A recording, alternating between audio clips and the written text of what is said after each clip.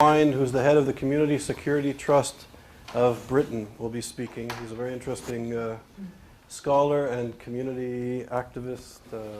He specializes in anti-Semitism and counter-terrorism, and he's giving it's not part of the seminar series, but he's giving a talk over lunch. So if anybody's interested, we'll pass around a sheet. You have to RSVP because there's going to be lunch served. And next Thursday is our final seminar presentation in this semester, and Gerald Steinberg from Bar-Ilan University will be speaking about anti-Semitism and issues of non-governmental organizations, so looking at the Durban issue and the like. So that should also be a good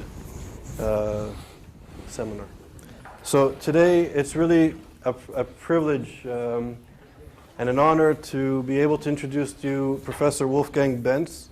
There's basically 4 institutes in the world that deal with issues of anti-Semitism. There's 2 in Israel at Tel Aviv University and at Hebrew University, and we are just starting. And Professor Benz is actually the director of perhaps the most substantial one. There's Professor Benz has over 40 PhD students. There's 35 researchers and full-time professors and assistant professors on the staff. And they've been doing this since 1982. So it's really an honor that our senior colleague in this small emerging group of institutes that look at anti-Semitism has joined us today. Today, Professor Benz, the title of the talk is Anti-Semitism as a Phenomenon of Everyday Life in Contemporary Germany. Professor Benz, in addition to being the director of the Center for Anti-Semitism in Berlin, was a professor in Munich until 1990 when he joined the faculty in Berlin at the Institute dealing with anti-Semitism. He's a historian of tremendous repute. He's worked on issues of the Holocaust and issues of anti-Semitism in German society and historically, and he's published widely. He has dozens of books and many dozens of articles, so it's really a privilege to have a leading expert on the issue here with us. So, Professor Benz.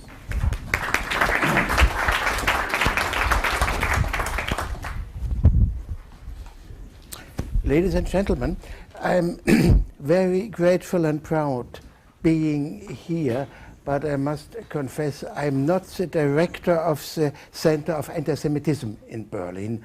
I'm director of the Center of Research on Antisemitism in Berlin, and I think it's worthwhile to declare this because when I started in 1990 with this work, I gave a call to the Jewish community in Eastern Berlin, and the chairman was out, and he got the message. The Association of Antisemites were calling for you, please call back. And he called back. And I must apologize giving you a bad treatment in English language. I try hard, I do my very best, but it's the true German bad accent you will hear in the next 40 or 45 minutes. My paper has 3 chapters. Firstly, definitions and manifestations of anti-Semitism in Germany, of course. Secondly, anti-Semitism in the extreme right-wing scene in Germany. And thirdly, that's the shortest chapter, everyday anti-Semitism in Germany. Anti-Semitism as a political and social manifestation is, with good reasons, probably better controlled, and as a statutory offense, more stringently criminalized in Germany than in any other state. This, of course, does not mean that animosity towards Jews as an everyday prejudice, as an attitude and idiosyncratic behavior has been dispelled and eliminated in Germany. Prejudices transported through traditional stereotypes and cliches, Jewish wealth, Jewish cunning, Jewish greed, Jewish striving for world domination, Jewish dominance in business, politics, culture, and the media, are as much alive in Germany as elsewhere. At best, there is a certain timid reluctance to openly affirm these images of a hostile enemy. Unfortunately, this observation cannot be generalized. Remembrance of the Holocaust is a central component of Germany's political culture. This is clearly evident in the number of people visiting concentration camp memorial sites like those at Dachau, Buchenwald, Ravensbrück, Bergen-Belsen, and Sachsenhausen. It is also evident in the overwhelming success enjoyed by the Jewish Museum in Berlin, or in the widespread acceptance of the memorial for the murdered Jews of Europe in Berlin. In Germany, it is a criminal offense to deny the Holocaust, and it is a career-damaging move to publicly profess anti-Jewish views. This is one aspect of the reality. The other is a bare fact that antisemitism is widespread as an attitude, as a conviction, as a motive behind certain actions, and as a committed criminal offense performed as anti-Jewish propaganda, desecration of Jewish cemeteries, attacks on Jewish institutions, to name but one recent example on a kindergarten, a Jewish kindergarten in Berlin. First, definition and manifestations of antisemitism.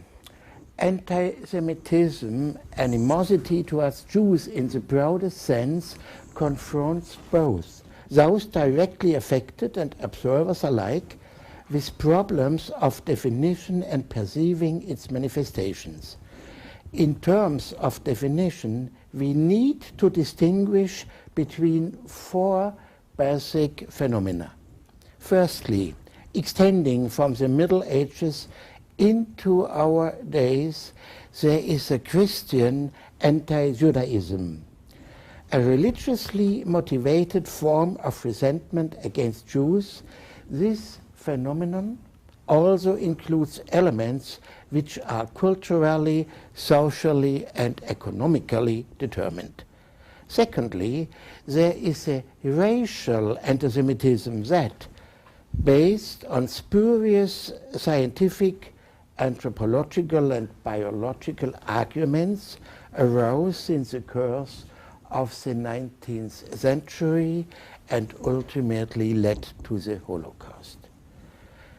The third version of the anti-Semitic prejudice is a contemporary phenomenon, an animosity towards Jews after the Holocaust.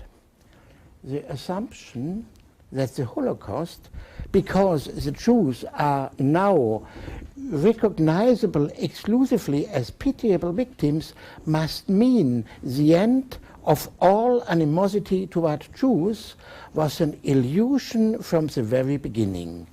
This was proven by the pogrom at Kielce in Poland in 1946 and the resentment directed against displaced persons who lived on German soil in DP camps into the 1950s.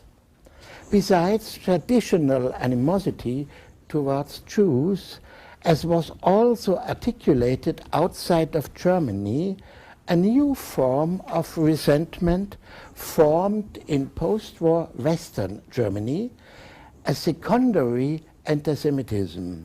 This secondary form is an independent phenomenon that is less obvious in its manifestation, but with a significant latent potential. This third phenomenon of animosity towards Jews feeds on the feelings of shame and defensive reactions towards guilt.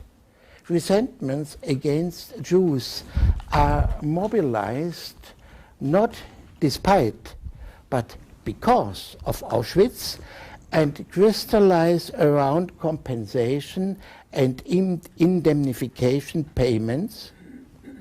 For how much longer will we be forced to make amends? Whether the innocent generations will still have to pay for the Holocaust? These are examples of the kind of battle cries which rang out. And these were accompanied by the suspicion that the Jews were exploiting the genocide to enrich themselves, because they seize any opportunity to turn everything into a business deal, a claim that belonged in the arsenal of the defense mechanism and served inwardly to soothe a guilt-ridden conscience. Secondary anti-Semitism is initially a West German phenomenon, for it linked into the restitution payments which the German Democratic Republic, East Germany, did not pay. Instead, another manifestation of anti-Jewish resentment took hold there, namely anti-Zionism, which, as a fourth basic phenomenon, became a decisive component of politics and propaganda in the German Democratic Republic, and consequently also in the socialization of East German citizens. These four basic phenomena, religious anti-Judaism, racial anti-Semitism, secondary anti-Semitism, and anti-Zionism, form the framework for examining animosity toward Jews in contemporary Germany. But further different... Is there any way to get a speaker so that we could hear you? You know, maybe do you want to maybe move closer? well, There's no. I just don't hear. I have a microphone here. Do you have? Yes. If you have one, I'd appreciate it if you used it. Shall I cry louder? Why don't you come and sit where I'm sitting? What, you want to sit here? I'll be right in front of you. Okay? The mic. I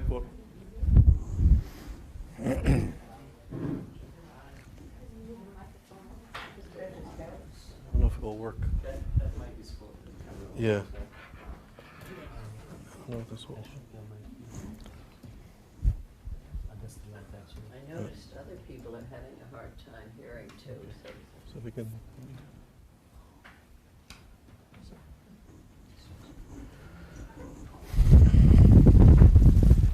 Talking to the light. Okay, I don't think.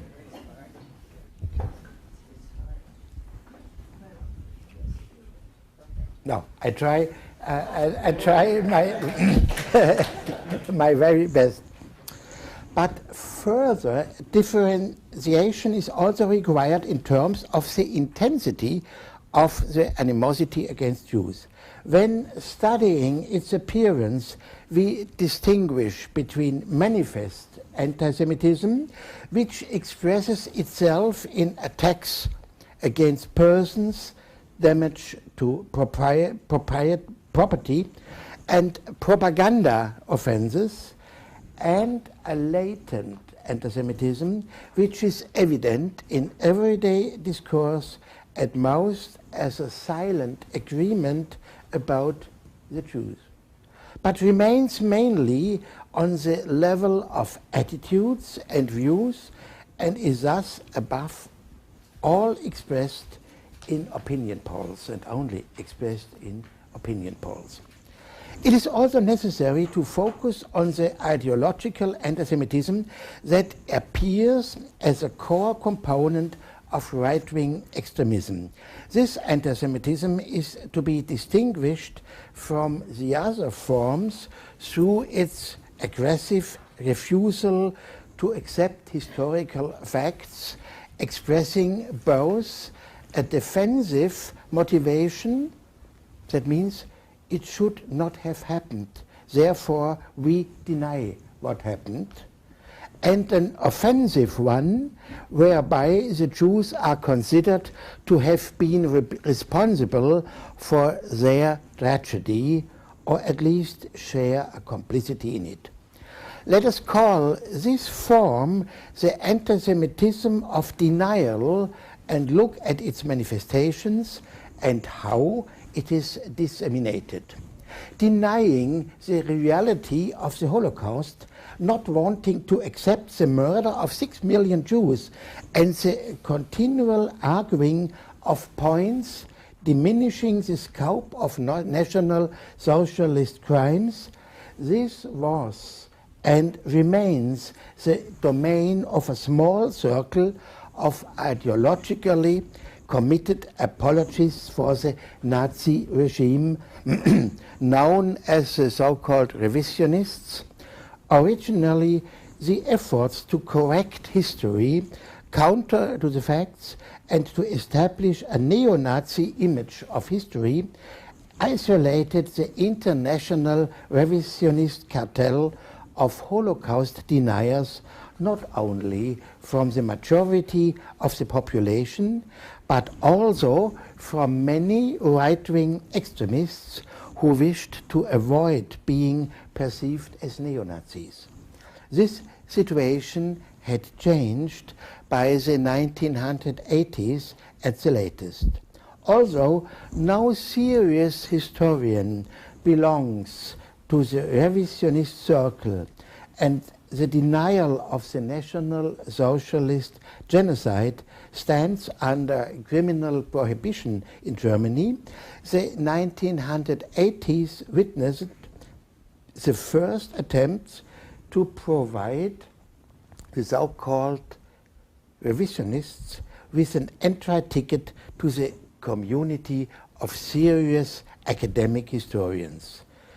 Employing vague formulations, the historian Ernst Nolte in Berlin, for instance, attempted to create the impression that it would be worthwhile to examine the arguments put forward by the revisionists, and moreover, he even had the presumption to make the fantastic claim that these ideological producers of the so-called radical revisionism, active in the United States and France and Sweden and Belgium, that is, the deniers of Auschwitz, were superior to the established historians in Germany.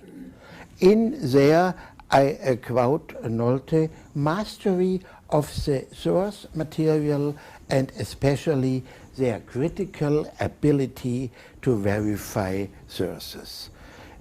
Quote, and keen words praising ideology producers not able to handle the sources really. The attempt to portray the revisionists as serious historians failed, as the public debate amongst historians in the late 80s demonstrated. This very public debate revolved around the question of whether Auschwitz was merely a reflex to the crimes perpetrated by Stalin, and though with this historical precedent not singular and lost grave. The debate has left deep scars and created a certain helplessness and disorientation amongst the public, which expressed itself in a growing disinterest for historical problems and issues.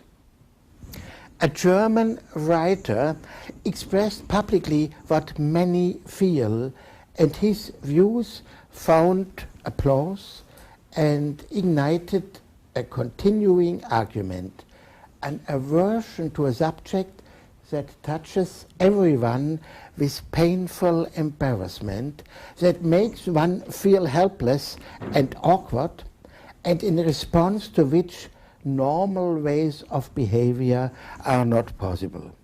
The appeal proclaimed by the German writer Martin Walser in the autumn of 1998, calling for the remembrance of the Holocaust to become a private matter, has set off a discussion in which the emotions of many citizens were publicly articulated in such a way that revealed them to be motivated by a desire to reject the need for a collective, not a private, the collective remembrance of Auschwitz.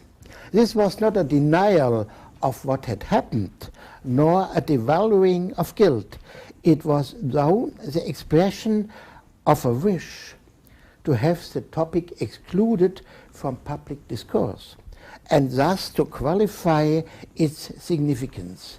There are, allegedly, other problems which are currently more important and moving, they are claiming.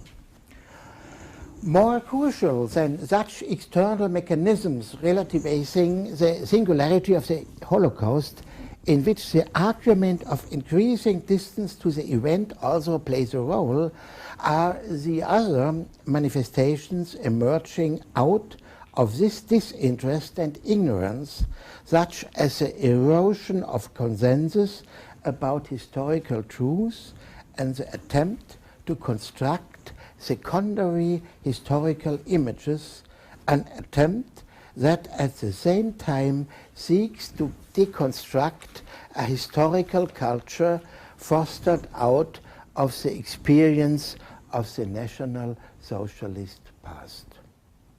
Veiled in the stereotypical regret about crimes perpetrated by a small minority, anti-Jewish resentments are mobilized and linked to topics like the debate about the Holocaust Memorial in Berlin, compensation for Holocaust victims, and the suspected Jewish influence in Germany and the world. The construct of Jewish aggression expressed in the insinuations that Jews are perpetrating the accusation of guilt against Germans and deviously procuring unreasonable compensation and indemnification payments is so effective because it corresponds to anxieties and resentments which are in no way restricted to extreme right-wing circles. Such emotions and reactions exist rather throughout society and amongst a minority stimulate the secondary antisemitism that arises out the defense mechanism against feelings of guilt and shame at the historical genocide of the Jews. This construct is projected back into history in the often refuted but for that just as eagerly reanimated assertion that there had been a Jewish declaration of war on Germany, supported by so-called evidence such as a headline proclaimed by the British boulevard paper, the Daily Express, in March 1933. Judea declares war on Germany, and the letter sent by Chaim Weizmann to the British Prime Minister at the end of August 1939, in which he declared that the Jews would contribute to defending democracy. An argumentation is built up on historical misrepresentations and alleged documentation. This argumentation has the sole purpose of proving that the National Socialist state was virtually forced into persecuting the Jews out of self-defense. The image of hostile, vindictive and powerful Jews is propagated in order to keep alive traditional prejudice. It is part of a staging that manipulates the historical murder of the Jews and its consequences in the collective memory and consciousness. Second chapter, Antisemitism in the extreme right-wing spectrum in Germany. The success, or the small success of the right-wing extremist National Democratic Party in the 2004 state elections in Saxony, that means 9.2% of the electorate, provided the party with 12 parliamentary seats. This success triggered an enormous media and public reaction. The comeback of a party that had gained its last seat in a German state parliament in 1968 and had long sunk into insignificance despite the federal government's embarrassing attempt to have it banned 3 or 4 or 5 years ago, generated speculation that the extreme right were gaining ground on a broad front, not least because of the success achieved by the virtually right-wing radical party German People's Union in Brandenburg. This speculation went so far as to entertain the possibility that the extreme right could also enter the German federal parliament.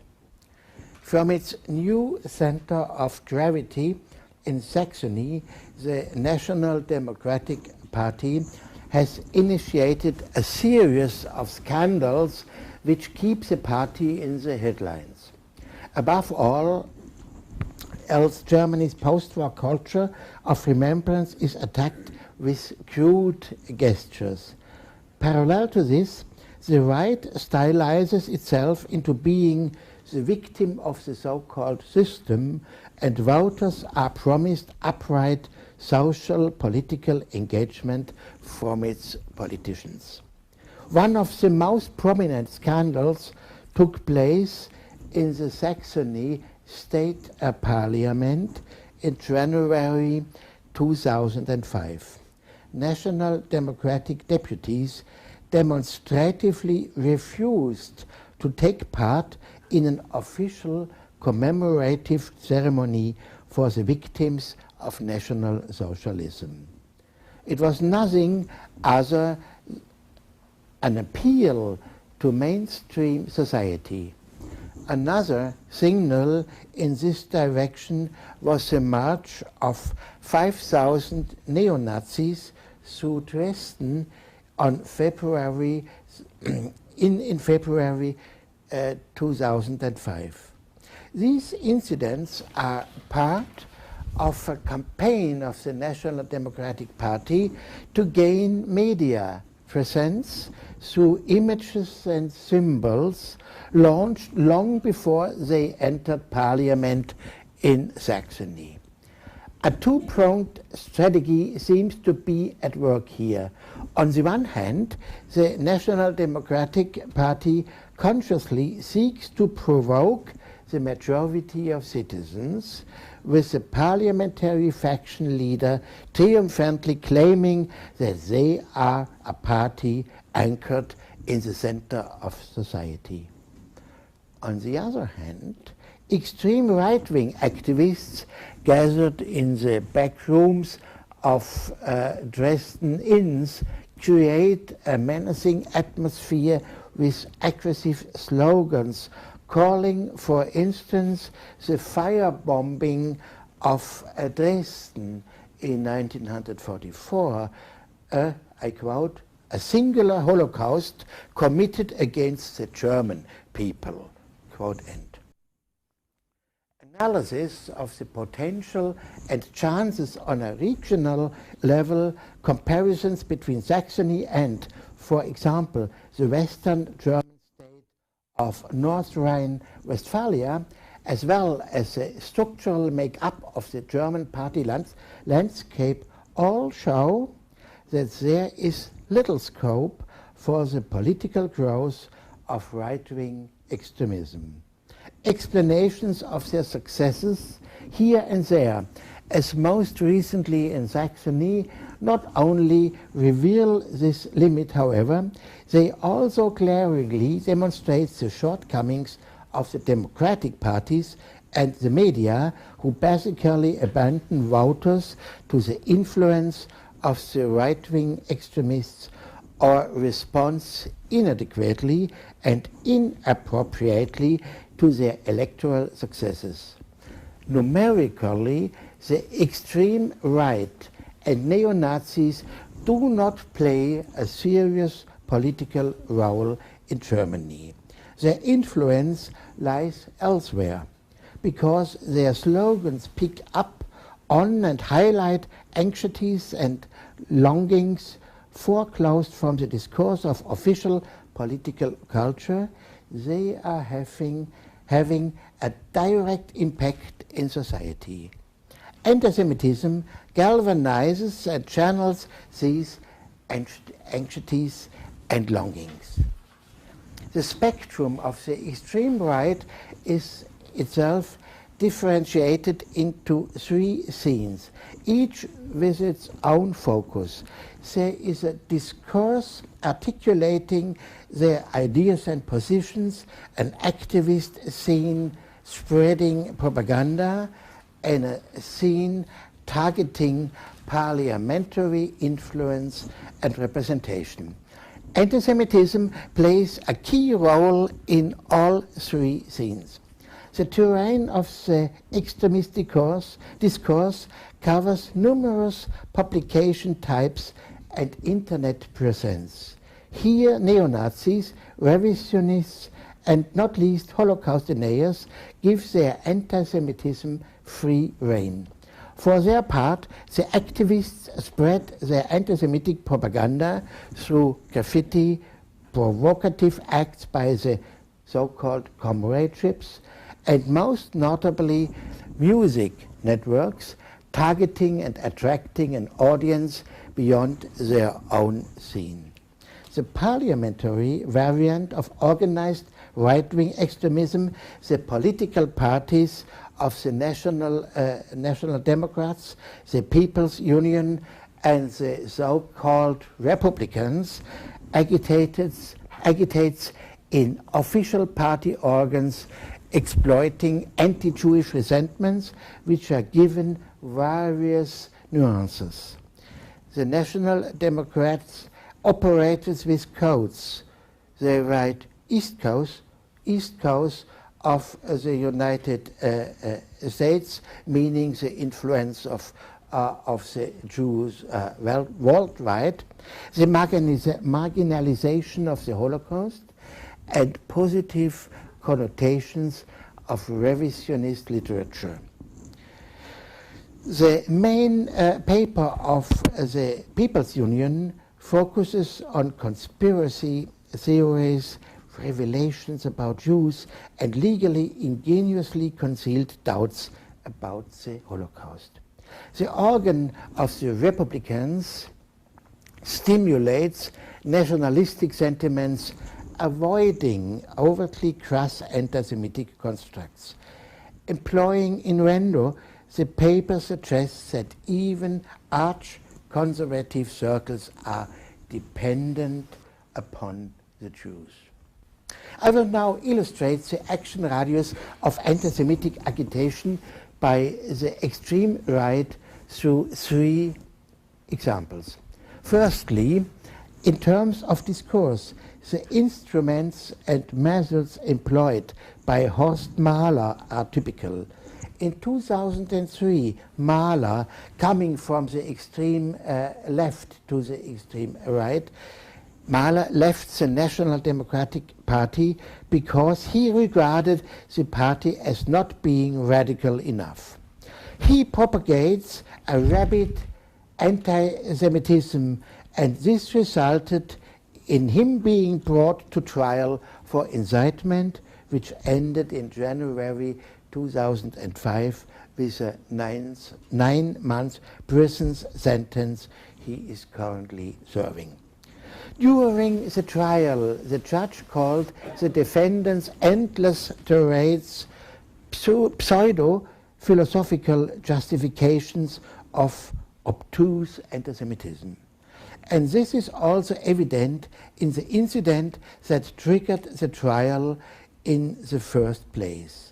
Acting as a lawyer for the National Democratic Party in the aforementioned prohibition case before the Constitutional German Court, Mahler had stated, I quote him, "Hate of the Jews is a well-nigh infallible sign of an intact spiritual immune system."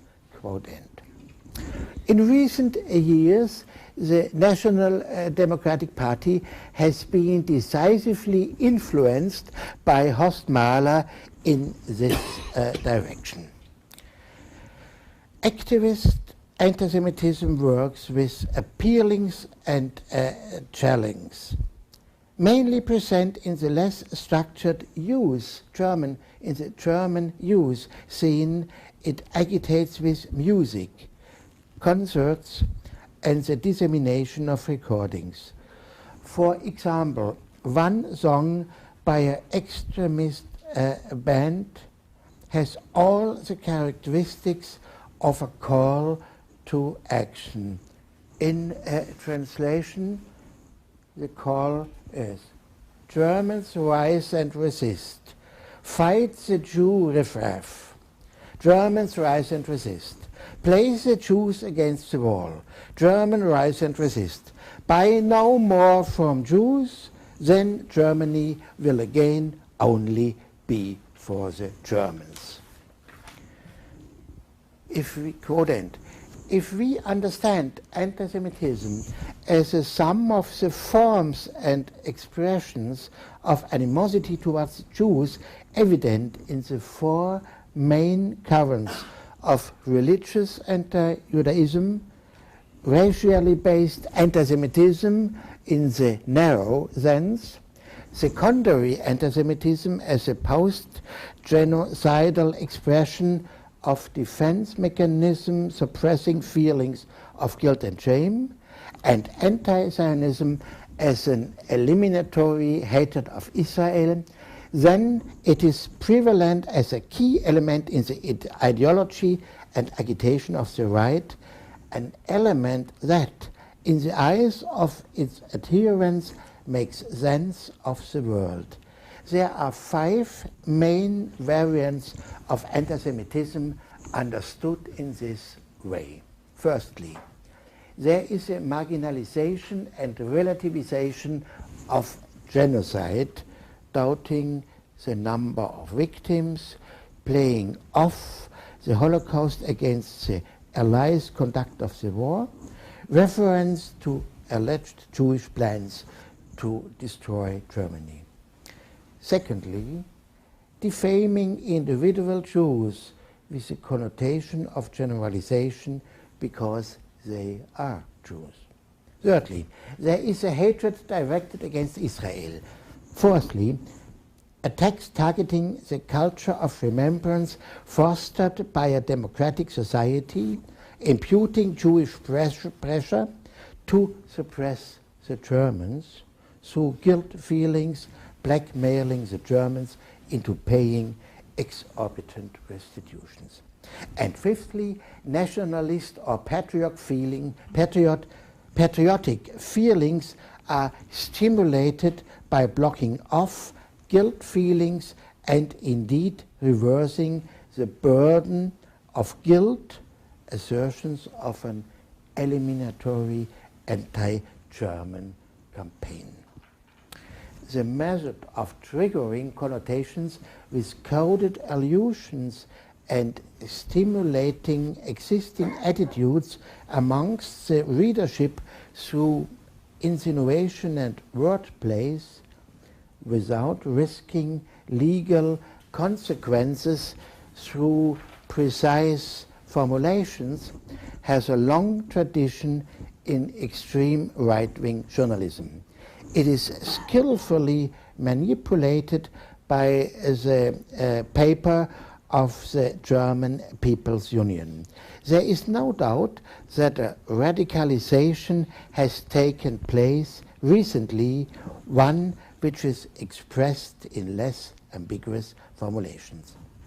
One example is a protest staged by the National Democratic Party against the building of a synagogue in Bochum in June 2004. The deputy chairman of the party in North Rhine-Westphalia held a speech in front of 210 demonstrators in which he implied, referring to the Babylonian Talmud as he claimed, that it was integral part of the Jewish religion to abuse children.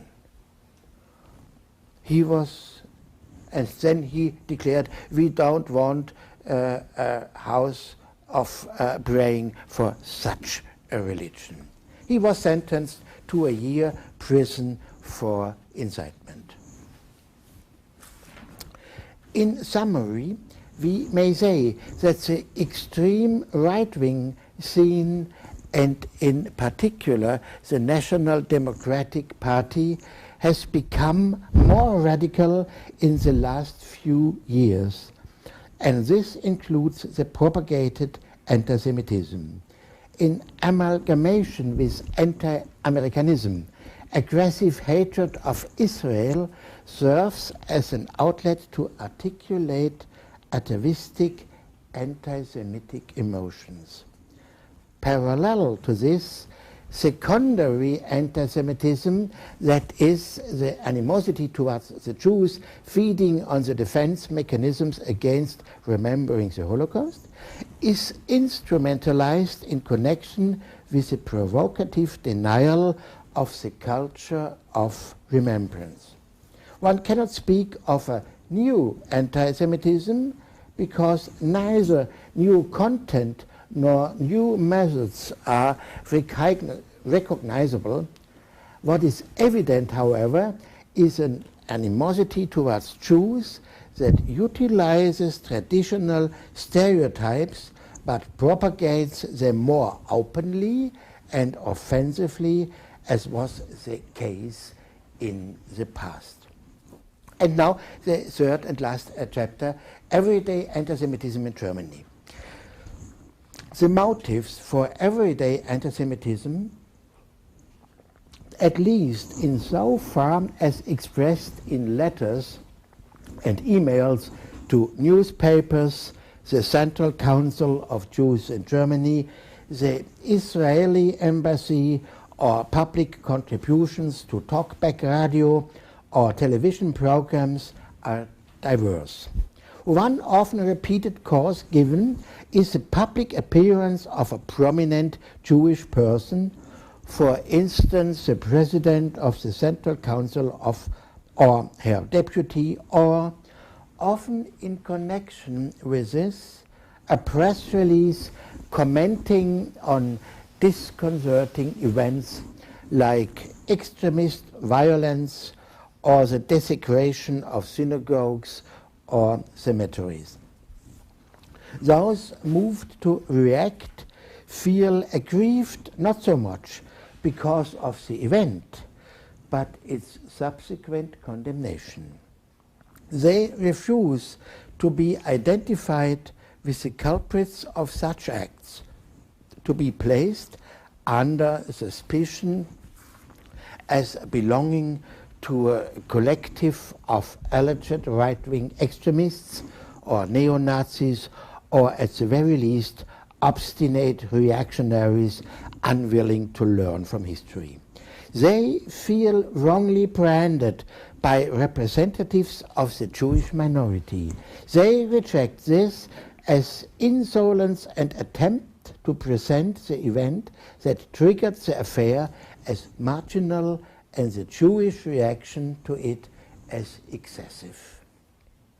Another motive is aggrieved national pride. Many Germans no longer want their country and their own sense of national identity to be defined on the basis of the history of National Socialism and vehemently refuse to acknowledge the need to remember and commemorate events they are not responsible for simply because they were born 1 or 2 generations later. Dismissal of historical guilt is a need forcibly articulated by many members of later generations, even though an imputation of this kind of guilt is never made, for it is after all nonsensical. Frequently associated with this is another dismissal, one directed at the so-called education dictatorship that is regarded as emerging from the assumption of historical guilt. Here, the representatives of the Jewish minority are perceived as wielding this dictatorial authority in the name of the victims, employing as their vassals the non-Jewish majority as representatives of the historical perpetrators. The claim made is that Germans have nothing to do at all with the tragedy befalling the Jews, which has anyway long receded into the annals of history, and sufficiently enlightened about this, Germans have no further need of perceived indoctrination.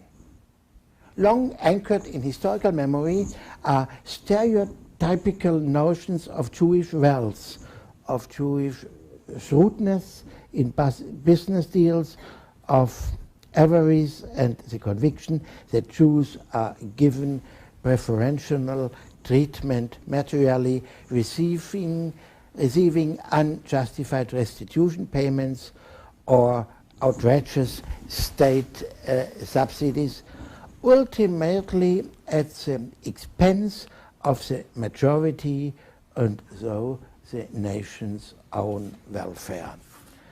A further motive for animosity towards Jews stems from the narrow-minded anxiety of being swamped with what is perceived as foreign or strange. Jews in Germany are made responsible for this threat to one's livelihood and native culture and are positioned as an alien power. This presses Jews into a role in which they, along with asylum seekers, migrants, and foreign criminals, represent all that generates anxiety and disquiet. As a non-integral other, they are banished to those groups excluded from mainstream society. When searching for explanations for the specific manifestations of anti-Jewish resentments in Germany, one needs to consider the motives of those who articulate and instrumentalize antisemitism. A closer look reveals that antisemitism is often used as a means to an end. Only a tiny minority can be said to make up an ideologically committed group of Jew haters in the traditional sense. The majority of those who operate with anti-Semitic prejudices, stereotypes, and cliches are pursuing specific political goals, usually patriotic or nationalistic.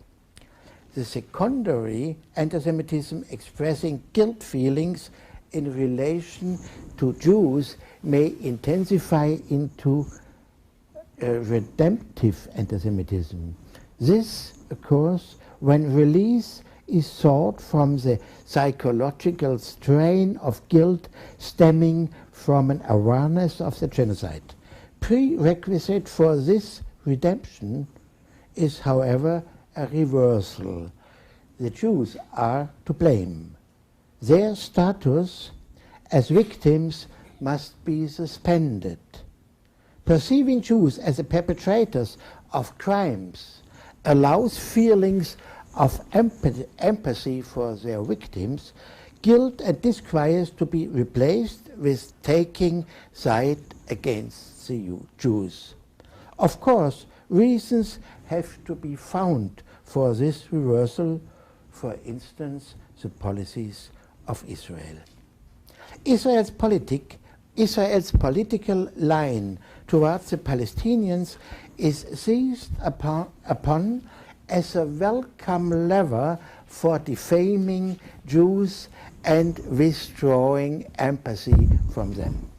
Criticism of the state of Israel, in itself just as legitimate as a critical view of United States foreign policy, becomes for many a means for channeling and venting general anti-Jewish emotions. But certain slips of the tongue unmask the true intentions, and the askew comparisons and recourse to Nazi vocabulary make it clear what is really at issue. Taking the side of Israel's enemies enables alleged taboos and prohibited lines of thinking to be circumvented.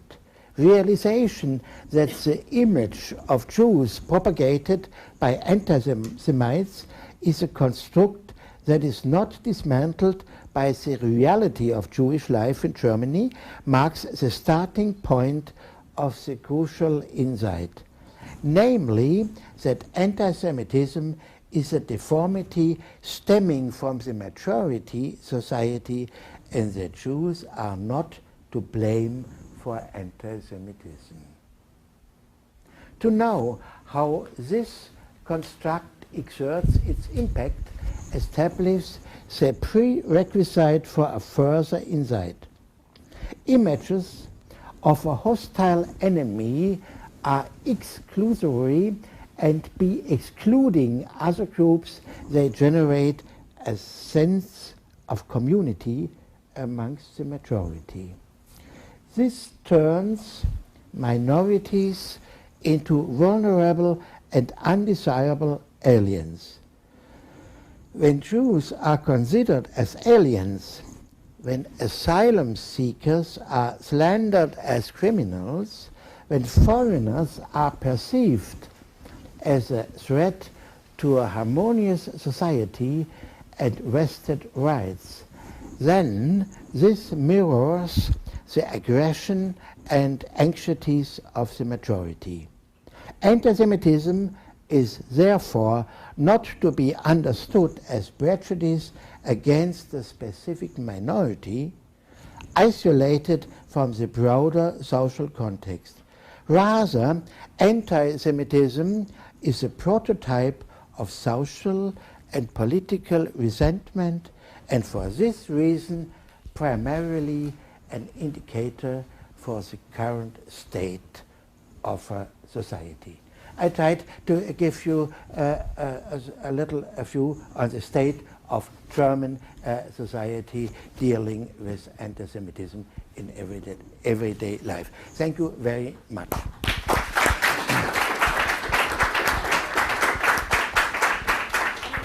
Thank you very much. Thank you very much for your talk, sir. One thing I was thinking about throughout the whole presentation has to do with this law, which is peculiar to Europe compared to the United States, which is that it's actually a crime to deny the Holocaust. And I was reading today in the news that actually the European Union has now conferred on a convention regarding racism. The Holocaust denial is going to be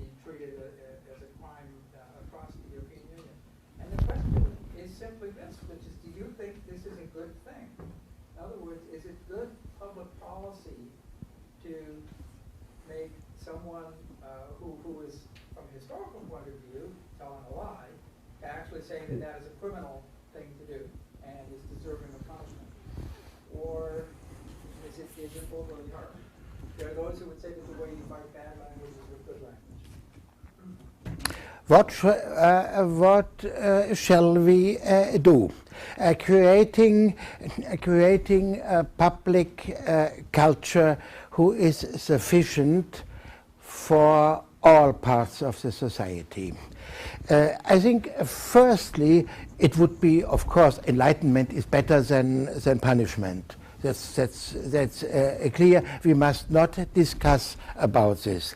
But I think it's not a bad idea to make it clear. We, the majority of the Germans, or followed by other European nations, we are not willing to allow anyone to violate victims. Confessing the Holocaust didn't occur, or there were not 6 million killed, but only 200,000 or so. We learned this all over the years, the methods to harm the victims. And I think this is only one point. It should be not possible. That's the thinking behind this criminalization of the denying of the Holocaust.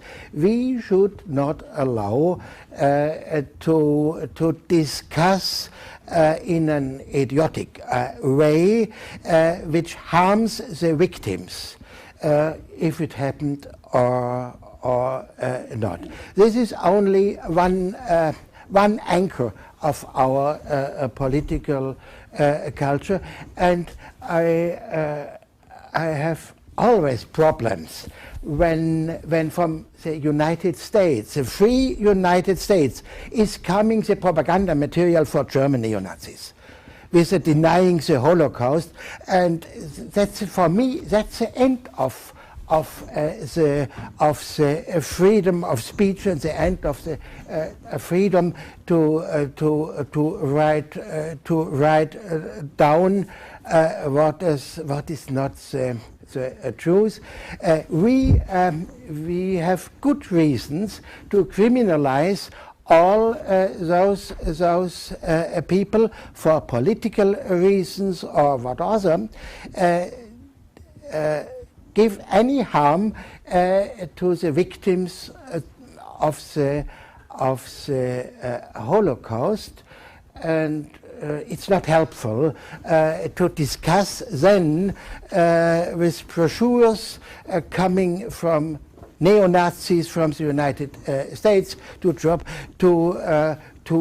discuss if it happened or not. That's, for me, that's the end of the freedom of speech. Thank you very much. Could you comment a little bit on what may be, and certainly is elsewhere in Europe, another source of anti-Semitism, and that's coming from various Islamist sources. And I come back to the point the gentleman made about the law in the EU. Typically, if somebody like that is accused of anti-Semitic remarks, they immediately charge Islamophobia. And I suspect that the EU law would far more often apply to restrict criticism of Islamist hate speech than it will be to protect people from anti-Semitism. So I don't know if you agree with that. A difficult problem, and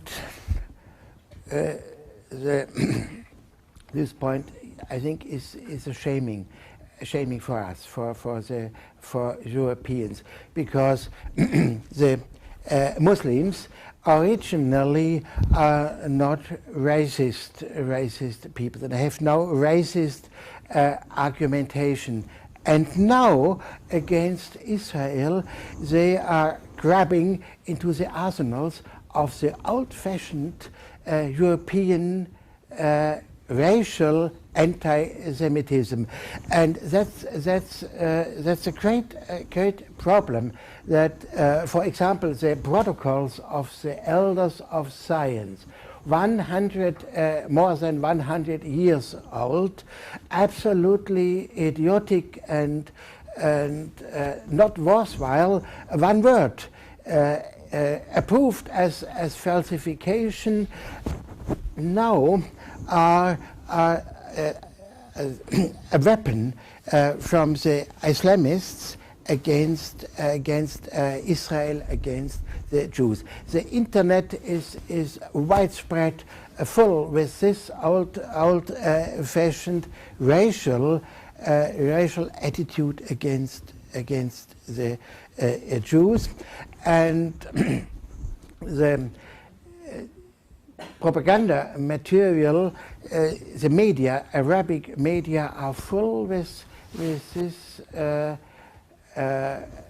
hate speeches against not only against Israel but the collective of Jews. What to do and how to blame the Islamists? In Germany, our problem, I think, is not as great as the problems in France, in Belgium, in the Netherlands, in Sweden, because our Muslim population in Germany is mainly Turkish. And we have not the Maghreb problems like France with young Arabs in the suburbs of the towns. But we in Germany, we can wait for the confrontation with Islamic propaganda. And I have fear that there will a confrontation between anti-Semites and anti-Islamists, and I think that could be not anything of health. What we have to avoid, we must try to keep down by enlightenment anti-Semitism as well as anti-Islamism. So, I'm just going to take the prerogative to follow up on this question. I was in Berlin for the first time in November, and I was impressed that when I turned on the television, there were, I think, 3 Middle Eastern Arabic television stations through satellite. So what impact is not just the radical Islam in the population of Germany having, but I think images of Jews and images of anti-Semitism, which were banned, that's now, as you said, available on the internet, is also seemingly available on satellite television for the first time. So is this only being consumed by Turkish and Muslim immigrants to Germany, or is it now being also consumed by the radical right, and they're seeing images for the first time that were basically banned since the end of the war? I think it's only consumed by people who know the language and which are able to understand. And this is the Turkish people, this Arab people, and not the German majority. We are not able to read the widespread Turkish newspapers in Germany. We know that's not there is dangerous material within, but it's not the Germans.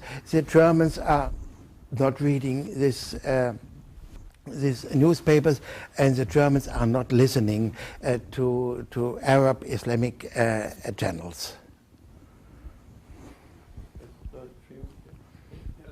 I had a question about the educated and the Republikaner, who traditionally have a very foreigner, critical view of foreigners and immigration to Germany, also known as Feindlichkeit and whatnot. The question is, have you seen any connections? I mean, everyone's sort of skirting around this issue, but have you seen any definite concrete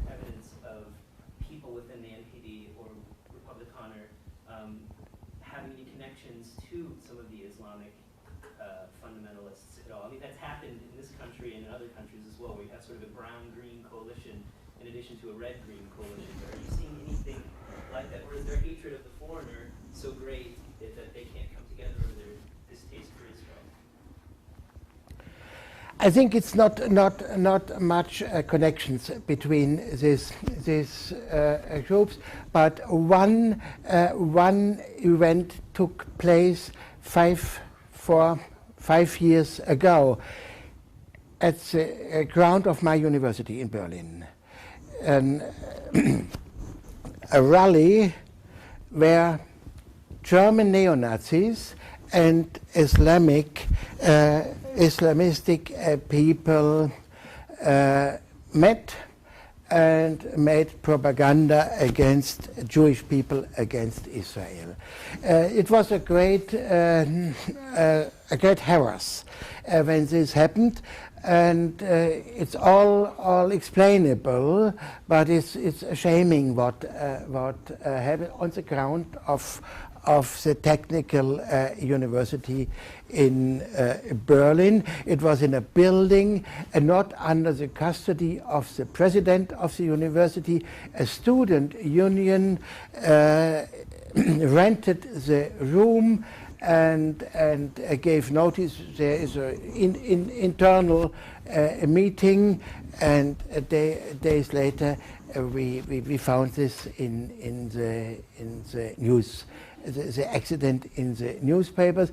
Unfortunately, it was when our institute had the anniversary, the 25th anniversary, and the Israeli ambassador was there, and a lot of high-ranking men, and the ambassador asked the president of the university, last week we had such nice speeches in the technical university, and now I read the neo-Nazis and the Islamic people are meeting on this place. What is the truth now? Speaking frankly, it is. I think it was one event, and that's not common. And because German right wings, her first topic is against foreigners, against others. They cannot. They can only in one point, in the hostility against Israel, fight together with the Islamic people, and it's the right wing, the right wing extremists, the NPD and the other parties are interested to gain voters, and they cannot gain voters arm in arm with Islamic terrorists.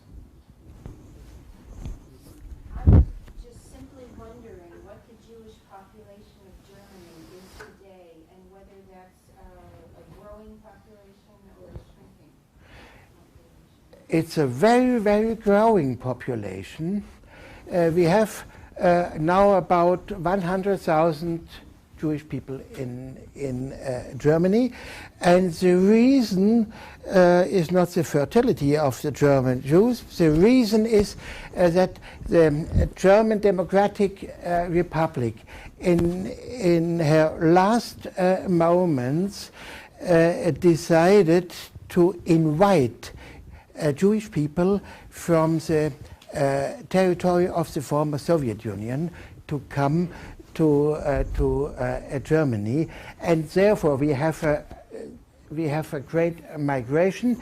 15 years or 16 years ago, we had about 50,000 Jews in Germany, and now this population is doubled by this invitation, with a lot of problems within the Jewish communities in Germany, because most of these newcomers are unemployed, and they are in a religious sense, not Jewish. They must have a Jewish education. They must have lessons in Jewish culture, and they must have social care. Most of them are very high educated, but it's difficult to gain jobs or in the German market. I think on the example now 93 years old a Jewish man born in the Bukovina, deported by the Soviets with his mother in the 40s, 1941, to Siberia. Lived in Siberia up to 1993.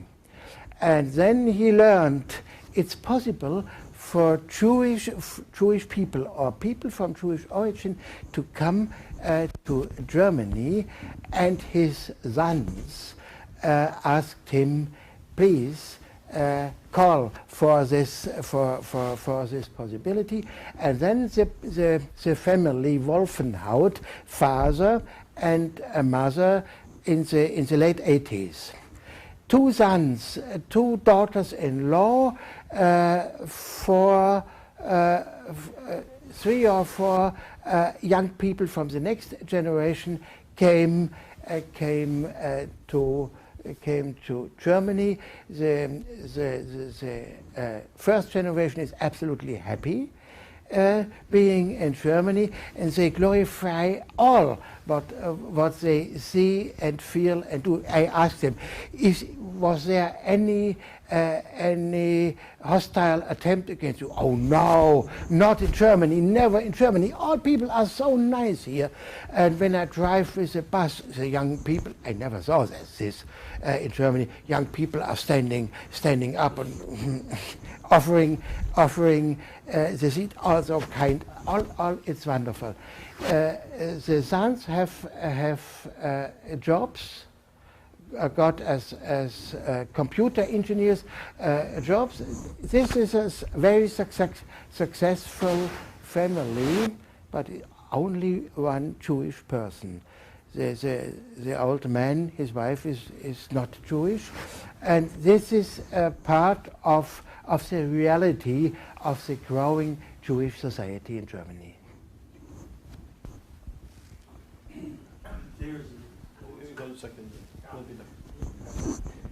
We spoke at length about the right-wing anti-Semitism, but we hear a lot about the new phenomenon of the left liberal anti-Semitism, kind of anti-Semitism of the nice people.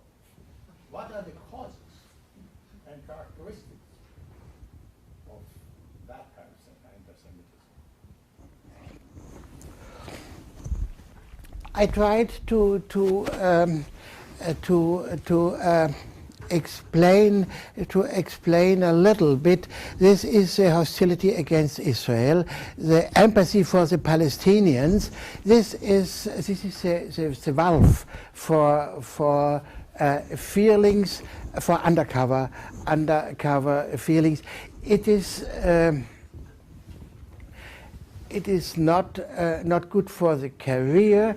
It's not good for the image to be an anti-Semite in Germany. Therefore, liberals or left-wing people make this very undercovered. But I think the problem is overestimated. I cannot see the left-wing anti-Semitism in everyday life. It's only just the problem of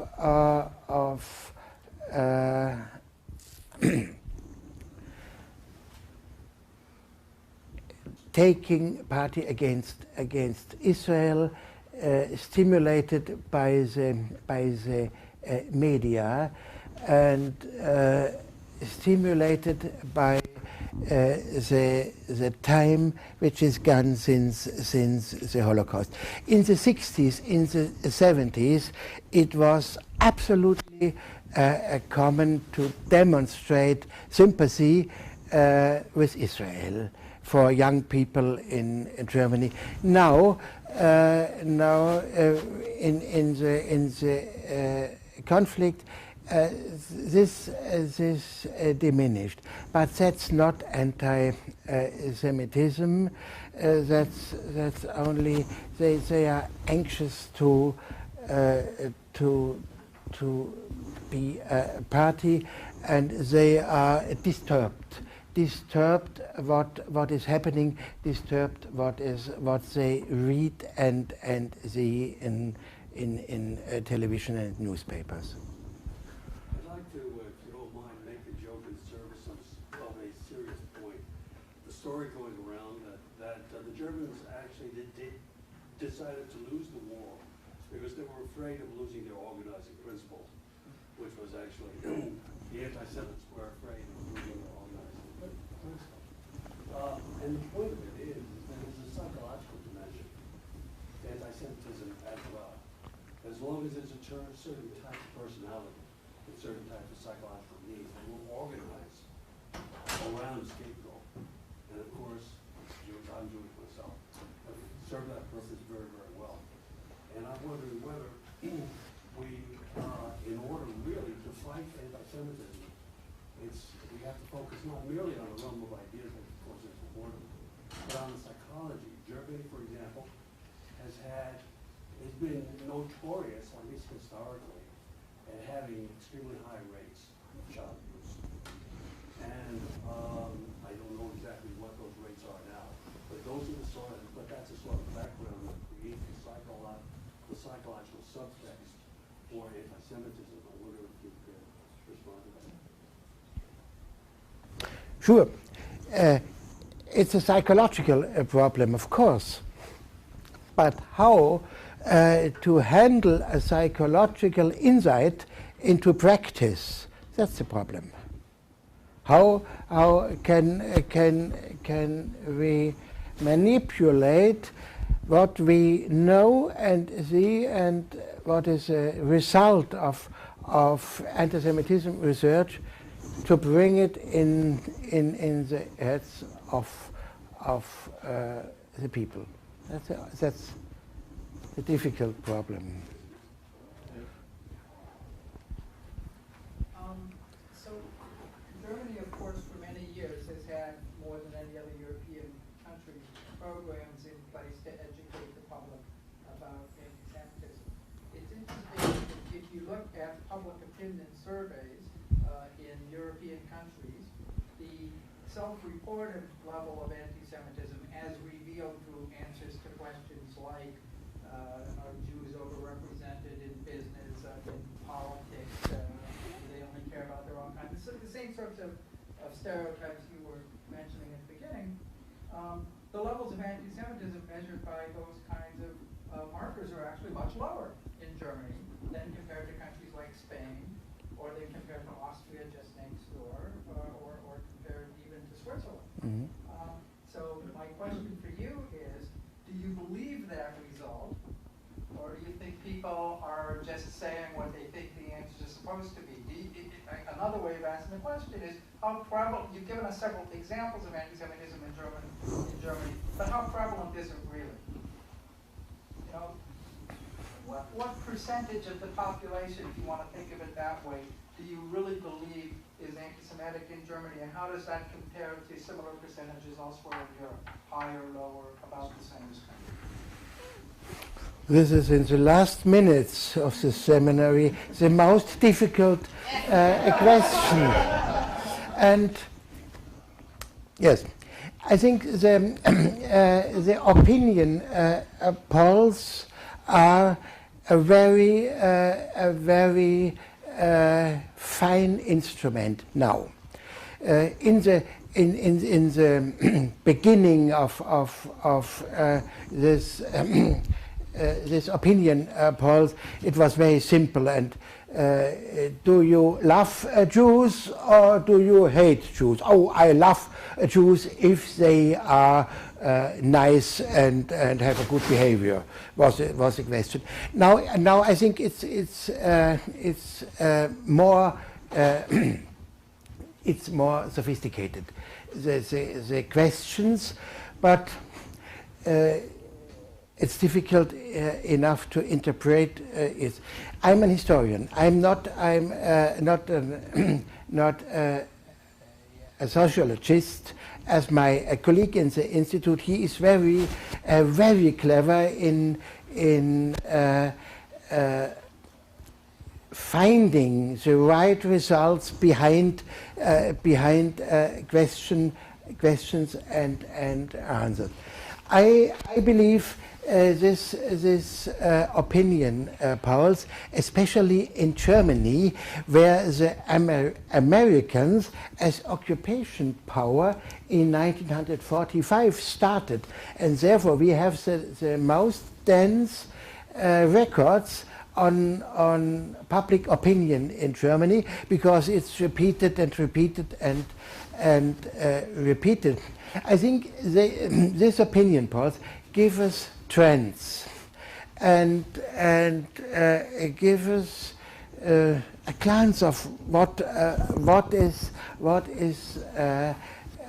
happening in the heads of people. I think it's necessary to know this is always a glimpse of the moment. It can change. It can very suddenly, but for the moment, it shows us what is ground behavior of the public, which prejudices are everlasting, which cliches are not being destroyed ever. And this to know these things, I think that's a first step for arguing, a first step for enforcing a little bit enlightenment, what is happening, what we have to do to keep the problem in this dimension as it is. We know we cannot destroy anti-Semitism, but we can watch, and we must try to keep the majority on the right side, and therefore I think the opinion polls are helpful and not more. The final question. Of course, it is clear that anti-Semitism is an age-old tradition, almost, I would say, in Europe, and especially in Germany, and even more so in Austria, where I come from. It goes back to hundreds of years, and will probably basically not change.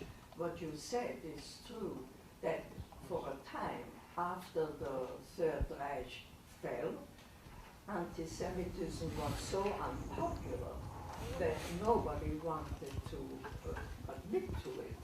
And what I think you said, there was a cover over it.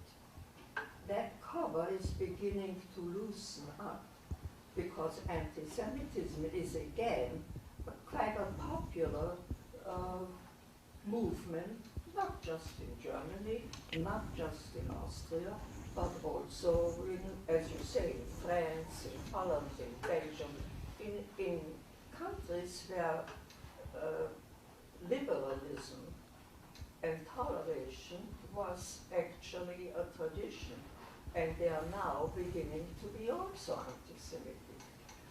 How do you feel will Germany, where will it end? In another Holocaust? As I told, I'm an historian, and I have to look back and to give answer what happened, and to say the younger generation what happened, and with intention. It should never happen. It may never happened, but I cannot say what is coming. I'm helpless. Giving lectures in the moment, my regular lecture on genocides in the 20th century. And this is the point where nothing is learned.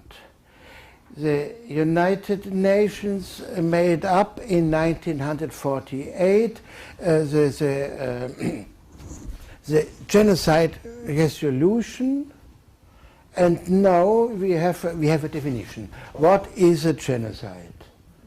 But nobody is interested. Now higher politics. What is happening in Darfur, in Africa? It's a genocide. But the allies of the Sudan say, oh, that's not a genocide. That's interior problems of this country. Tribal problems or such. That's the problem. Denying the results of history by politicians, by the people. That's the problem, and not will it appear again? It appears. It appears here and there. In Bosnia, in Darfur, in Uganda, in Rwanda, it's one genocide per year in the average, and the United Nations are debating, and sometimes a resolution, but I'm very, very sorry for this last statement of the historian who is unhappy about his profession in those moments. That is so difficult to explain what happened to politicians.